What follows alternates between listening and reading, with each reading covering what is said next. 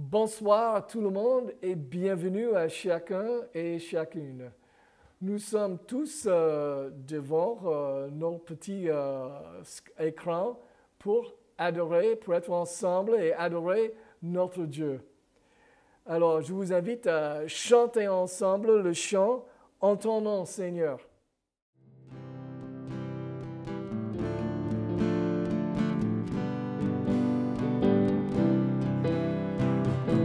Seigneur, nous sommes là, tous réunis devant toi. En ton nom, Seigneur, nous sommes là, tous réunis devant toi. Honneur au Père, honneur au Fils, honneur à l'Esprit de Dieu Tout-Puissant. Honneur au Père, honneur au Fils, honneur à l'Esprit.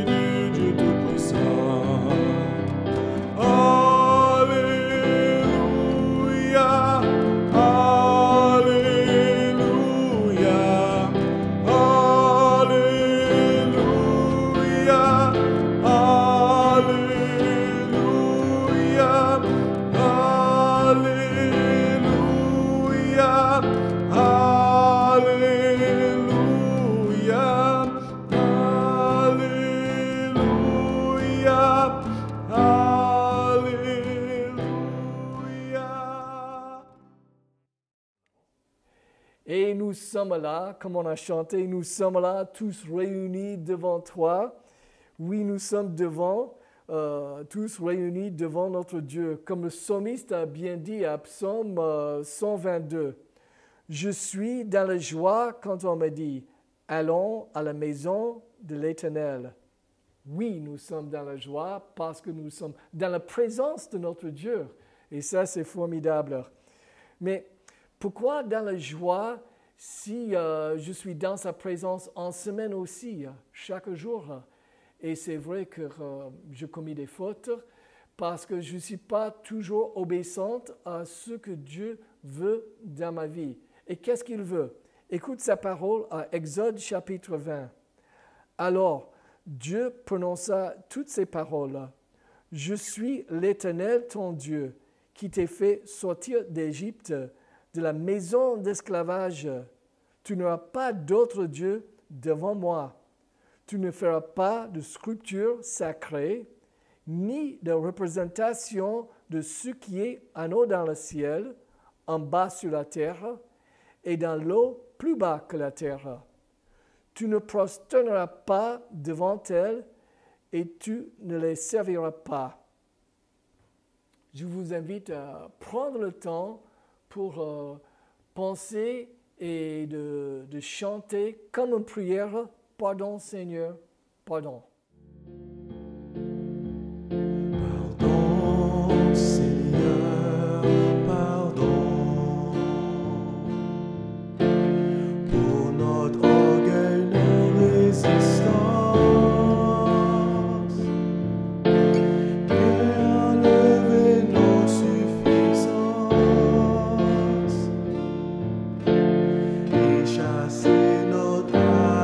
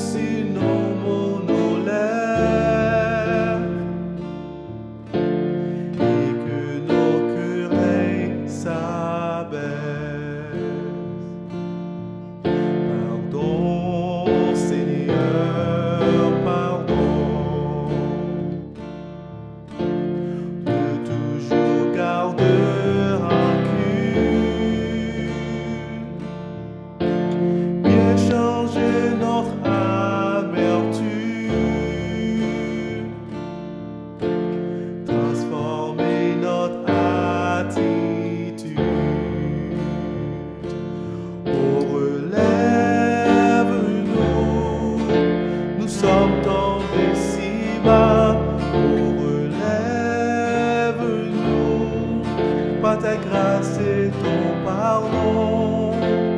Aie pitié de nous, nous nous humilions devant toi. Oh, relève-nous, nous sommes tombés si bas. Oh, relève-nous, par ta grâce et ton pardon. Aie pitié de nous, nous nous humilions devant toi. Je vous invite à la prière pour confesser nos fautes devant le Seigneur. Père Tout-Puissant, qui nous a créés en ton image pour ton service et pour ta gloire, nous confessons que nous avons violé tes commandements en péché contre toi. Tu nous as dit de ne créer pas des idoles, mais nous avons créé des idoles par nos imaginations, nos pensées et nos sentiments. Tu nous as dit ne te prosterner pas devant elles, mais chaque fois que je mets quelque chose plus haut que Dieu dans ma vie, c'est prosterner devant ces choses. Oui, j'ai commis l'idolâtrie.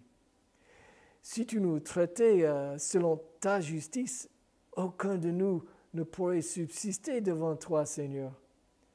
Mais, Seigneur, nous implorons ton pardon. Pour l'amour de Jésus-Christ, ton Fils, qui a versé son sang pour nous sur la croix, crée en nous un cœur nouveau qui t'aime et une volonté qui soit soumise à la tienne. Au nom de Jésus, Amen.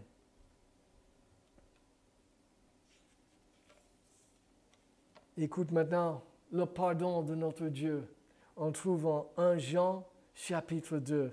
C'est la bonne nouvelle. Si quelqu'un commet des péchés, nous avons un avocat auprès du Père, Jésus-Christ le juste.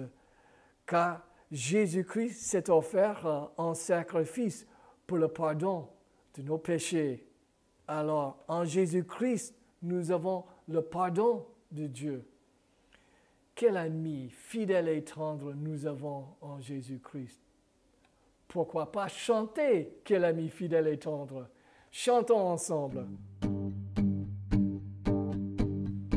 Oh, quel ami fidèle et tendre nous avons en Jésus-Christ, toujours prêt à nous entendre, à répondre à notre cri.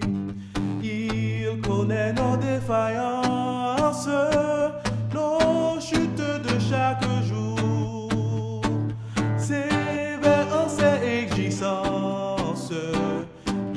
Il est riche en son amour. Oh, oh, oh, oh, oh, oh, oh,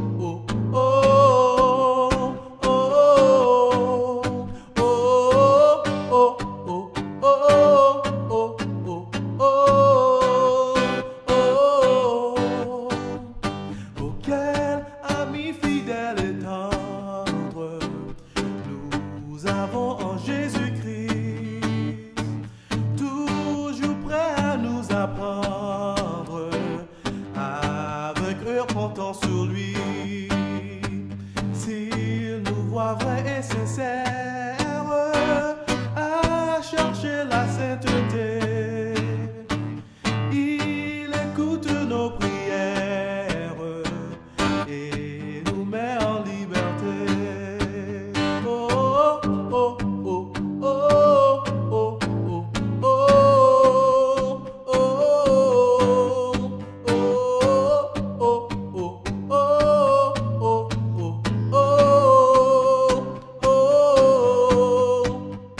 oh, quel ami fidèle et tendre nous avons en Jésus-Christ. Bientôt il viendra nous prendre pour être au ciel avec lui. Suivons donc l'étoile voie en comptant sur son secours, car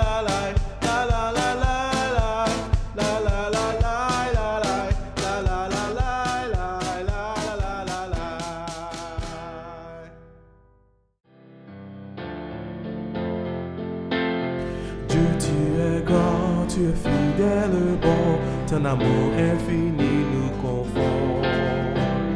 Dieu, tu es grand, tu es saint et puissant, viens régner dans nos cœurs maintenant. Dieu, tu es grand et digne de règne. Dieu, tu es grand et digne de gloire. Dieu, tu es grand, je lève ma voix, je lève ma voix.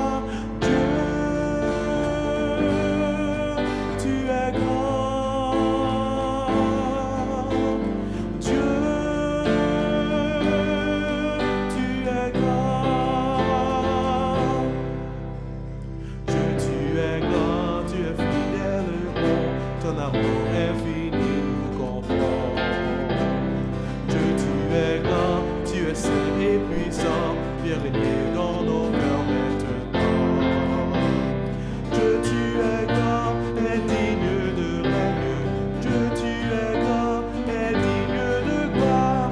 Dieu, tu es grand, j'élève ma voix, j'élève ma voix. Dieu, tu es grand. Dieu, tu es grand. Dieu, tu es grand et digne de règne. Dieu, tu es grand et digne de gloire. Dieu, tu es grand, j'élève ma voix, j'élève ma voix. Dieu, tu es grand. Dieu, tu es grand. Confessez notre foi devant le Seigneur après l'apôtre Jean. Je crois en Dieu. Dieu a créé toutes choses et c'est par sa volonté qu'elles subsistent. Dieu est amour. Il a envoyé son Fils unique dans le monde afin que nous ayons la vie par lui. Dieu est fidèle et juste pour nous pardonner nos péchés. Je crois en Jésus-Christ. La parole de Dieu a été faite chair. Elle a habité parmi nous et nous avons contemplé sa gloire. Jésus est la lumière du monde. Il est le chemin, la vérité et la vie. Il est le bon berger. Nous avons connu l'amour à ceci, qu'il a donné sa vie pour nous. Le Christ est ressuscité des morts. Il est le premier et le dernier, le vivant au siècle des siècles. Je crois au Saint-Esprit. Dieu nous a donné son esprit. L'Esprit nous a fait naître dans nous pour le royaume de Dieu. L'Esprit nous enseigne toutes choses et nous conduit dans toute la vérité. Amen. Je laisse la place à Silver qui porte la prédication ce soir. J'ai intitulé mon message « Un sans-espoir gagné par l'amour ». Une fois n'est pas coutume, je vais commencer mon message par une histoire, ou plutôt par la description d'un homme, de personnage de cette histoire.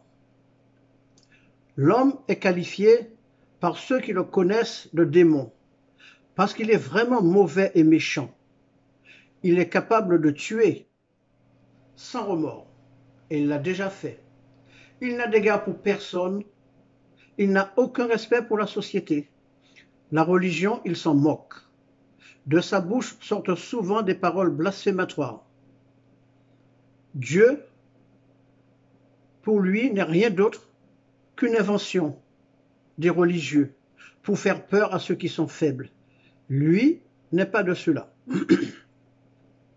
Si je vous demandais aujourd'hui votre avis sur un tel homme, vous diriez probablement que cet homme est désespérément perdu, qu'il n'y a aucun espoir pour lui, à moins qu'il ne se convertisse.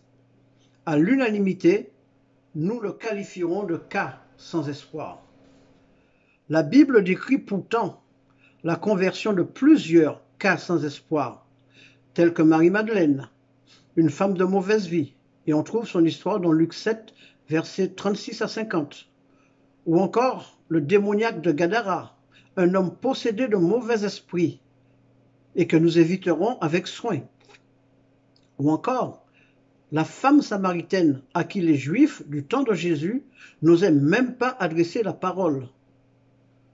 Toutes ces personnes, en leur temps, étaient des cas sans espoir. Et la raison probable de la présence de ces récits dans la Bible est de nous sensibiliser au sujet des cas sans espoir qui nous entourent et que nous rencontrons.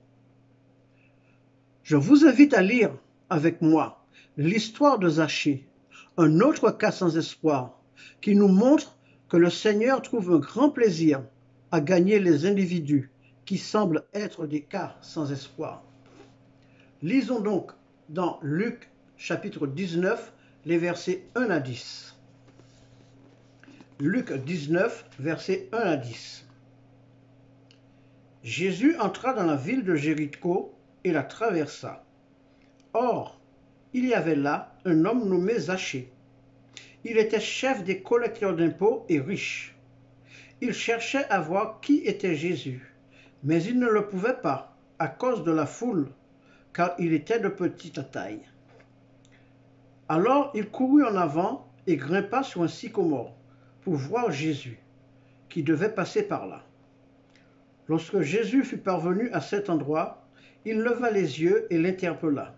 « Zachée, dépêche-toi de descendre, car c'est chez toi que je dois aller loger aujourd'hui. » Zachée se dépêcha de descendre et reçut Jésus avec joie. Quand les gens virent cela, il y eut un murmure d'indignation. Ils disaient, « Voilà qu'il s'en va loger chez ce pécheur. » Mais Zachée se présenta devant le Seigneur et lui dit, « Seigneur, je donne la moitié de mes biens aux pauvres, et si j'ai pris trop d'argent à quelqu'un, je lui rends 4 fois plus. » Jésus lui dit alors, « Aujourd'hui, le salut est entré dans cette maison, parce que cet homme est lui aussi un fils d'Abraham. Car le Fils de l'homme est venu chercher et sauver ceux qui étaient perdus. » Prions. Seigneur, nous voulons te bénir et nous voulons te glorifier.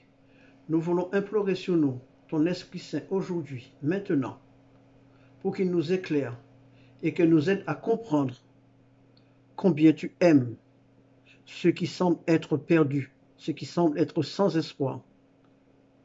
Apprends-nous à aimer comme tu aimes et révèle-toi à nous à travers ce message. Merci Seigneur. Amen. Le Seigneur trouve un grand plaisir à gagner un individu qui nous semble être un cas sans espoir, parce que c'est le but unique de sa venue sur la terre. Nous avons lu au verset 10, « Le Fils de l'homme est venu chercher et sauver ceux qui étaient perdus. » Mais qui sont ces perdus? Déjà, dans l'Ancien Testament, au psaume 14 et le verset 3, nous lisons « Tous sont égarés, tous sont pervertis, il n'en est aucun qui fasse le bien, pas même un seul. » C'est donc l'humanité tout entière qui se trouve dans cette situation de perdition, qui a nécessité la venue de Jésus dans ce monde. Il est bon de savoir que si nous ne savons pas comment chercher Jésus, lui sait comment nous trouver, sans que nous soyons pour autant des Zachée. Voyons qui était Zachée. Nous avons lu que Zachée était un collecteur d'impôts, un publicain. Il était à la solde de l'occupant romain. C'est donc un collaborateur, au sens le plus péjoratif du terme, car il était réputé pour ses extorsions et sa corruption. Toute sa richesse était probablement le résultat de multiples fraudes et de l'avarice. C'est seulement cette image que les contemporains de Zachée pouvaient voir en lui, pas le vide ni le désespoir qu'il y avait. La première question que nous devons nous poser est: comment voyons-nous le monde qui nous entoure? Il y a bien sûr des gens bien, du moins nous les qualifions ainsi, puisque l'on n'entend rien de mal sur eux, et des gens mauvais, ceux qui, comme cet homme du début, ou comme Zachée, se sont forgés une réputation et ne sont pas dans les normes. Tout du moins, dans les normes que les hommes ont édictées, mais qui ne sont pas celles de Dieu. Car Dieu ne regarde pas ce qui frappe les yeux, il regarde au cœur. Et c'est cela qu'il a révélé à Samuel lorsqu'il devait choisir un roi pour Israël. Ou encore ce que nous dit l'apôtre Paul: tous ont péché et sont privés de la gloire de Dieu, dans Romains 3, verset 23. La norme de Dieu fait donc que nous aussi, nous sommes comme ceux comme eux. Dieu nous a seulement fait grâce de se révéler à nous. Mais Zachée cherchait Jésus. Cet homme qui semble si loin de Jésus cherche lui aussi. Nous voyons cela au verset 2 et 4. Et la venue de Jésus dans la ville crée en lui un profond désir de le voir. Il cherche à voir Jésus. La recherche de Zachée a probablement commencé depuis longtemps. Et maintenant, il est là. Et il n'a qu'un désir, le voir. Mais il ne pouvait y parvenir à cause de sa petite taille. Si nous transposons la position de Zachée vers ceux qui nous semblent des cas sans espoir, nous nous rendons alors compte que tout comme Zachée, ils recherchent très certainement Jésus depuis longtemps et que Jésus aussi les recherche. Mais spirituellement, ils sont trop petits. Leur connaissance du Seigneur, de son amour, de son salut, de sa grâce est si faible qu'il leur est impossible de le voir. Toute leur recherche est vaine. Un autre obstacle se dresse sur le chemin de Zachée. Son statut dans la société et sa renommée font qu'il est tellement haï par ses contemporains qu'aucun d'eux ne lui offre une occasion de voir Jésus. Il doit se débrouiller par lui-même. Il grimpe alors sur un arbre, sur le trajet de Jésus. La recherche de Zachée est donc persévérante. Avons-nous conscience que ces cas sans espoir qui recherchent Jésus avec autant de persévérance que Zachée? Que sommes-nous alors pour eux? Sommes-nous comme ceux qui haïssent Zachée et qui ne leur donnent aucune occasion de voir Jésus? Ou au contraire, sommes-nous des arbres, des sycomores, sur lesquels ils peuvent grimper pour voir Jésus? Créons donc des occasions pour faire venir Jésus dans notre quartier, dans notre ville, et soyons cet arbre qui permettra à Jésus de découvrir les Zachées et de les inviter. L'intérêt de Zachée pour Jésus n'est peut-être que de la curiosité, car il avait déjà entendu d'autres publicains mentionner la bonté de Christ pour des hommes tels que lui. Alors il cherche simplement à le voir. La renommée de Christ a atteint aujourd'hui les extrémités de la terre, et beaucoup ont entendu parler, si bien que Christ ne laisse personne indifférent aujourd'hui. Toutefois, longtemps avant que Zachée ne se mette à chercher Jésus, Jésus, lui, le cherchait déjà. Zachée n'aurait pas pu voir Jésus si celui-ci ne l'avait d'abord recherché. Face à ceux qui nous semblent des cas sans espoir, nous ne devons pas nous décourager, car Christ lui-même les recherche. Comme cet homme, ce berger de la parabole, qui laisse ses 99 brebis pour aller chercher celle qui s'est perdue. Christ considère chaque cas sans espoir comme la brebis perdue et la recherche pour la sauver. À Jéricho, il est venu chercher ce seul pécheur perdu qui était Zachée. Jésus, le Sauveur, est venu à Bethléem naître dans une étable pour être affligé et humilié.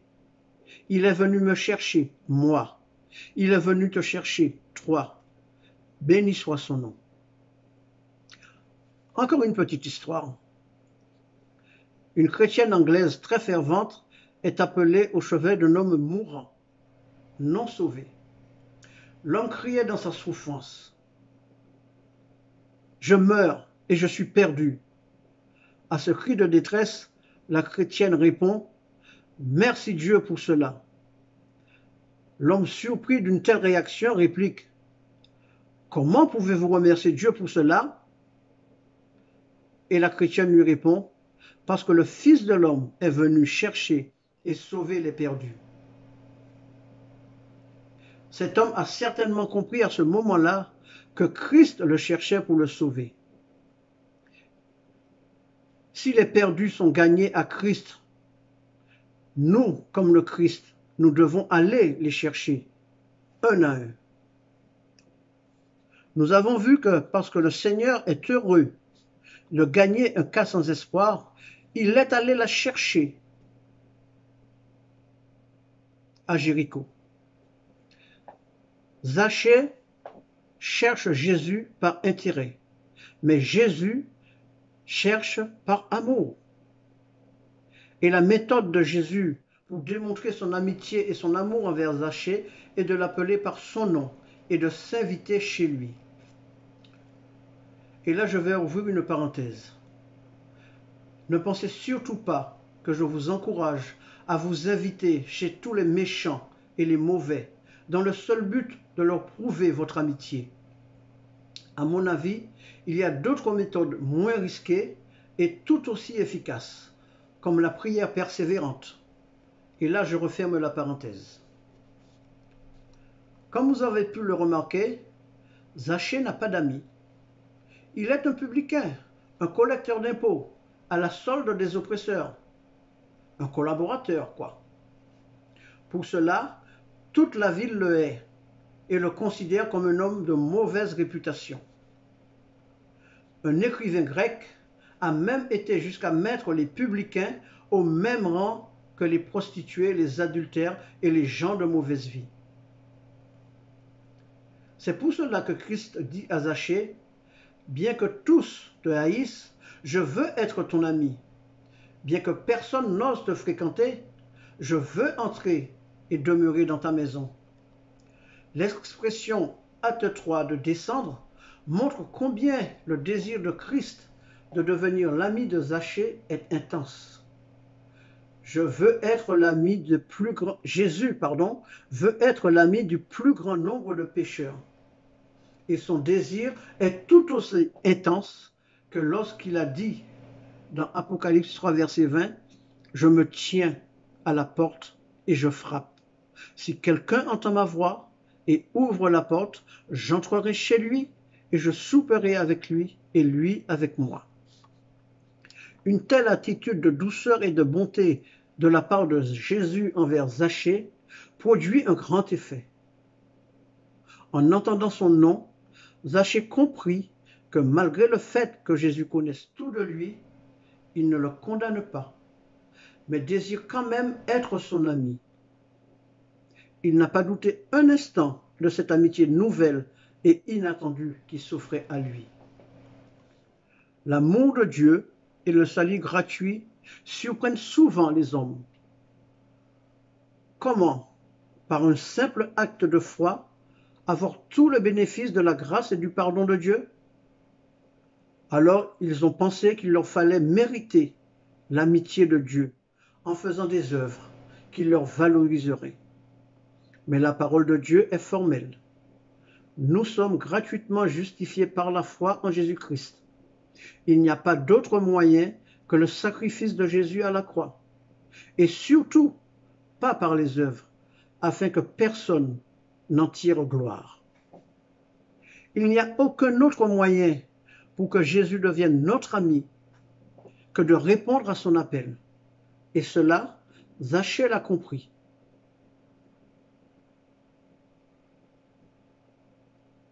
Dieu a trouvé le chemin du cœur de Zachée. Les cas sans espoir, les perdus peuvent être gagnés à Christ si, comme Christ, nous aimons ceux qui ne sont pas aimés, si nous les atteignons par la bonté. Zachée a donc trouvé le salut. Le salut de Zachée se manifeste tout d'abord par une attitude transformée. Voyez au verset 8. Avant, il vivait pour lui-même. Maintenant, il se place sous la seigneurie de Christ. L'autre manifestation de ce salut est une vie transformée. Il passe d'une vie de fraude et d'égoïsme, avant de rencontrer Christ, à une vie d'homme juste et généreux, après sa rencontre avec Jésus-Christ.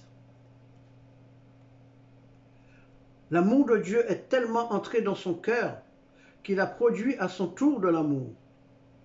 Avant, il vivait en extorquant les autres. Maintenant, il donne. Et la norme de ce qu'il donne n'est pas le 10e, mais la moitié. Et sa façon de donner n'est pas occasionnelle, mais continuelle, permanente. La transformation se voit aussi dans son désir de restitution. Dans l'Ancien Testament, il nous est dit que quand un homme confessait avoir volé, il devait restituer la totalité de ce qu'il avait volé, plus un 5e. Nombre 5, verset 7. Mais Zachée, lui, s'impose à lui-même de rendre le quadruple.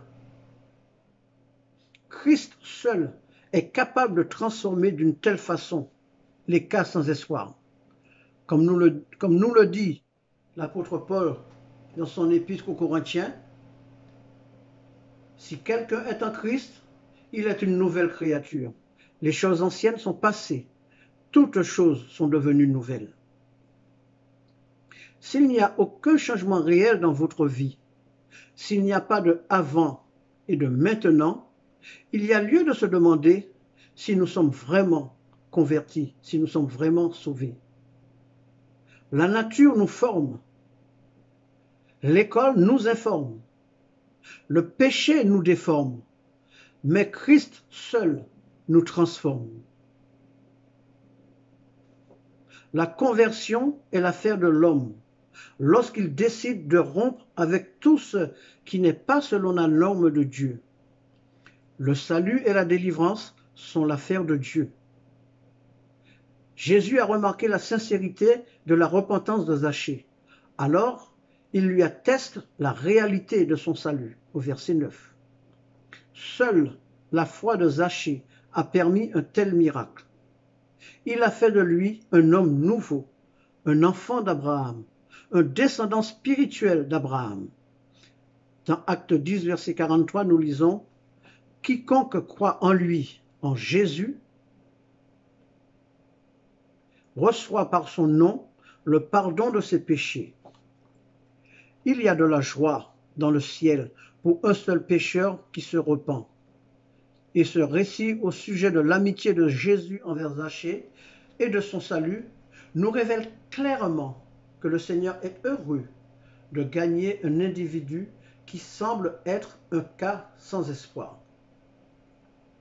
En conclusion, si nous revenons un peu à cet homme que je vous ai décrit au début du message, pensez-vous qu'il soit toujours un cas sans espoir? Je souhaite sincèrement que votre opinion ait changé, car Christ peut sauver et transformer les cas sans espoir, dont nous recherchons le salut. Le verset 10 nous dit que le Fils de l'homme est venu chercher et sauver ceux qui étaient perdus. Mais c'est à nous d'aller les chercher, car Christ veut se servir de nous comme instrument pour les gagner, en manifestant à travers nous son amour. Alors, vous êtes peut-être comme Zachée aujourd'hui, trop petit spirituellement pour découvrir l'amour de Jésus. Je souhaite que ce message soit le sycomore sur lequel vous pourrez compter, car il vous aura encouragé à persévérer, à chercher cet amour dans sa parole. Si vous avez entendu son invitation aujourd'hui, alors je vous encourage à y répondre, car il désire entrer chez vous, dans votre cœur, pour tout changer. Pour Dieu, il n'y a pas de cas sans espoir. Amen. Et pour conclure ce message, je vous invite à chanter au cantique 422. Dans ma misère, de mon péché, ô mon Sauveur, tu m'as cherché, tel que je suis, je viens à toi, Seigneur, accepte-moi. J'ai faim, je soif de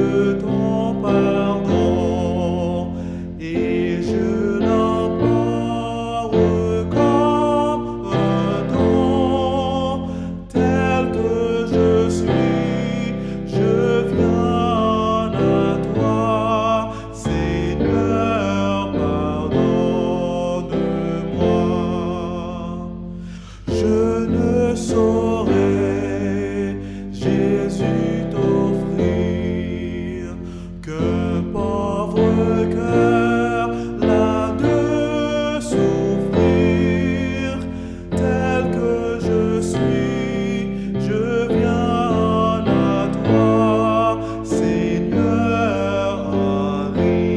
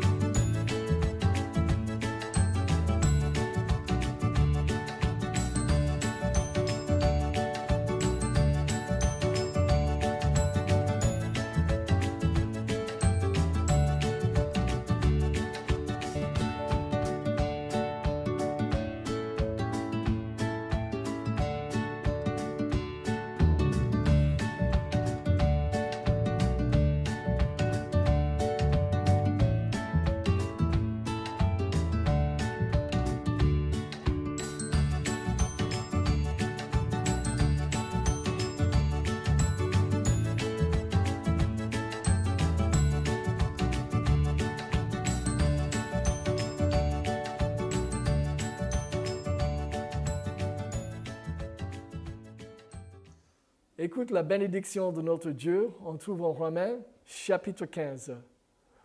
Que le Dieu de l'espérance vous remplisse de toute joie et de toute paix dans la foi, pour que vous débordiez de l'espérance par la puissance du Saint-Esprit. Quelle forte promesse!